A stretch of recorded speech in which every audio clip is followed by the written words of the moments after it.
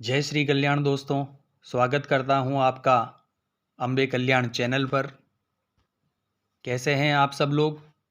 आशा करता हूं अच्छे और स्वस्थ होंगे। बहुत सारे लोगों का सवाल है दोस्तों कि सवारी बंद गई है, सवारी आती नहीं है। सवारी पहले आती थी पर अब नहीं आती है। पहले कनेक्टिविटी लग रही थी, अब कनेक्टिविटी नहीं लग रही है। पहले अच्छे सपने आते थे, अब अच्छे सपने नहीं आते।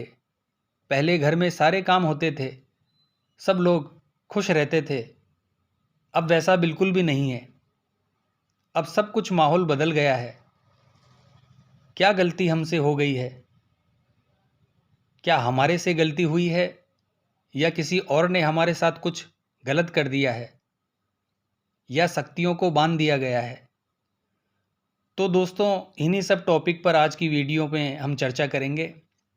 जिनकी भी शक्ति रुकी हुई है या जिनकी भी शक्तियां शरीर पर चल रही है या सवारी अभी आई नहीं है और उनको यह एहसास होता है कि हाँ, यह मैंने सपने में देखा है कि मेरे ऊपर सवारी आ रही है, उनको भी मैं इंक्लूड करके बोल रहा हूँ दोस्तों। इस वीडियो को आप सभी लोगों को ध्यान से सुनना है और समझना है। और मैं जो आपको गलतियाँ बताऊँगा दोस्तों, यह गलतियाँ आपको बिल्कुल भी नहीं करनी है। इसके अलावा जो भगत मंत्रों का जाप करते हैं, उनको भी यह गलतियाँ नहीं करनी है। दोस्तों, सवारी कभी रुकती नहीं है। शक्तियाँ जो है वह आपके आसपास ही होती है। केवल आपका शरीर बांध दिया जाता है, उसका बंधन कर दिया जाता है, जिसकी वजह से आप शक्तियों की जो ऊर्जा होती है, उनकी जो कनेक्टिविटी होती है, उसको आप महसूस नहीं कर पाते। शरीर बांधने का मतलब है दोस्तों कि शरीर पर कोई गंदी चीज छोड़ देना। अब इस प्रकार का कार्य अगर आपके साथ हुआ है तो आप इसे कैसे हटाएंगे? अब इसे हटाने के लिए आपके पास गुरु होना जरूरी है या कोई अच्छा इंसान जो अपनी शक्तियों की मदद से आपका बंधन खोल दे। ऐसा व्यक्ति होना चाहिए, विश्वास पात्र, जो आपको अपनी शक्तियों से फिर से कनेक्ट कर सके। तो देखिए दोस्तों, कुछ गलतियां आपके द्वारा ही होती है, जिसकी वजह से बहुत बार शक्तियां रूठ भी जाती है।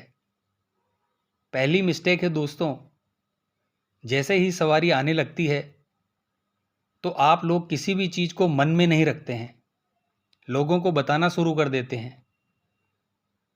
सवारी आने से पहले भी बहुत सारी चीज आपके साथ होती है, बहुत सारे एहसास आपको होते हैं, उसको भी आप लोगों को बताना शुरू कर देते हो कि मेरे साथ ऐसा हो रहा है, मेरे साथ वैसा हो रहा है, मैंने सपने में ऐसा देखा था, आपके साथ ऐसा होने वाला है। आप ऐसा मत करो, मैं आपको बोल रहा हूं दोस्तों।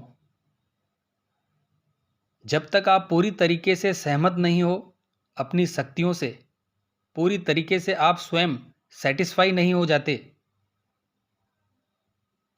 या फिर आप पूरी तरीके से गुरु वचन में नहीं हो, तो आपको इस प्रकार की हरकत बिल्कुल भी नहीं करनी है दोस्तों। सावधान हो जाइए। बाकी सब चीज शक्तियों पर छोड़ दें।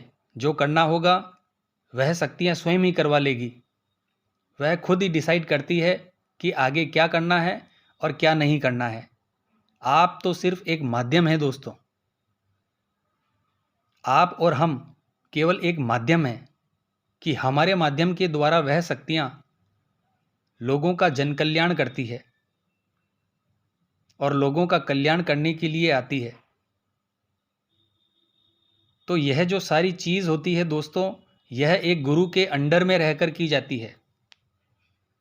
बहुत सारे लोग ऐसे होते हैं जो गुरु भी नहीं बनाते हैं, किसी प्रकार का कोई वचन भी नहीं हुआ और लोगों को ठीक कर रहे हैं, उनकी हीलिंग कर रहे हैं, पूछा दे रहे हैं और उनके उतारे कर रहे हैं। ऐसा आपको नहीं करना है दोस्तों। यह सारी चीज या जितनी भी नेगेटिव एनर्जी है जिनको आप उतारने की कोशिश कर रहे हैं, यह सारी आपके घर में आकर बैठ जाएगी। और आपका पूरा घर का माहौल ख़राब कर देगी। आप लोग बोलते हो ना कि हमारे घर में कुछ भी सही नहीं चल रहा है, इसी कारण से भी होता है दोस्तों। तो उम्मीद करता हूँ यह मिस्टेक आपने करी होगी, तो आगे से ध्यान रखिए, कोई किसी का नहीं है दोस्तों। आप अपनी भावनाओं में आकर सभी व्यक्तियों को यह चीज़ बता देते हैं, पर सामने वाले व्यक्ति के मन में क्या है आप जान नहीं पाते और ठगे जाते हैं। इसी कारण से आप अभी भगताई लाइन में इतना मजबूत नहीं हुए हो, तंत्र मंत्र में आपको कोई ज्ञान नहीं है। बहुत सारे व्यक्ति को कुछ खिला देते हैं और शक्तियां भी इसी तरह से चुराई जाती है दोस्तों, ध्यान रहे। दूसरी गलती है दोस्तों, आप अपने सर पर किसी भी व्यक्ति से हाथ रखवा लेते हैं। दोस्तों, आपको कभी भी कितना ही बड़ा पुरुष आपके सामने आ जाए, आपको अपने सर पर हाथ नहीं रखवाना है। इस बात का विशेष ध्यान रखना है आपको। किसी भी पुरुष, महिला, पंडित, ओझा, तांत्रिक, भगत, किसी भी तरह के व्यक्ति से आपको अपने सर पर हाथ बिल्कुल भी नहीं रखवाना है,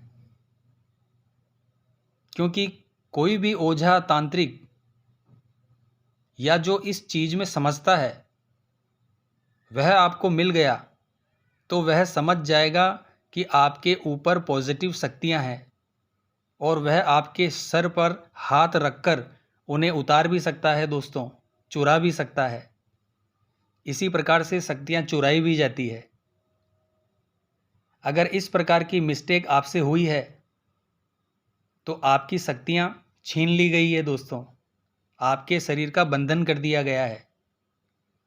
तीसरी गलती आप करते हैं दोस्तों, आप किसी के भी घर चले जाते हो और वहां जाकर कोई भी मीठी चीज़ खा लेते हो या कोई भी मीठी चीज़ पी लेते हो, जैसे चाय होती है, शरबत होता है। अधिकतर यह चीज़ चाय में मिलाकर दी जाती है। अधिकतर क्या होता है दोस्तों, जिन लोगों के ऊपर सवारी आ रही है या सवारी आने वाली है, उन लोगों को बहुत ध्यान रखना होता है अपना और अपनी शक्तियों का। इसलिए आपको कहीं भी जाकर कुछ भी नहीं खाना है दोस्तों, आपको सावधानी रखनी है। इसलिए मैं कहता हूं दोस्तों, अगर आप इस लाइन में आ रहे हो तो आपको बहुत ही सोच समझ कर आना है। आपको अपना पूरा जीवन चेंज करना पड़ेगा दोस्तों।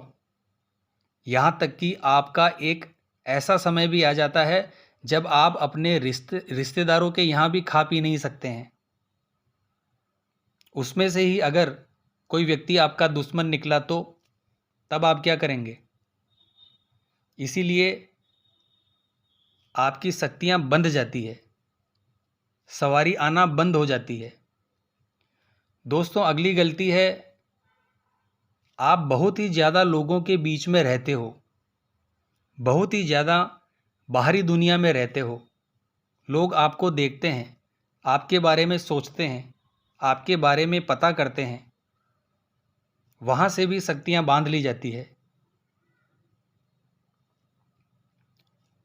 आपको कभी भी बाल खोलकर बाहर नहीं जाना है दोस्तों, विशेषकर स्त्रियों को, महिलाओं को यह ध्यान रखना है।